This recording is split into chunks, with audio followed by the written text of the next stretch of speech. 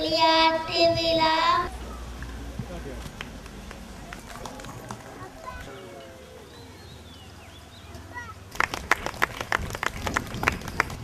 லிஷானியா அவர்கள்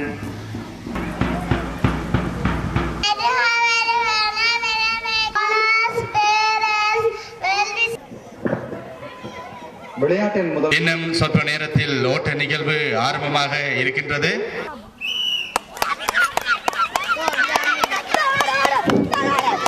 இந்த நிகழ்வுக்கு மிஸ்ஸஸ் சந்திரகுமார் அவர்களை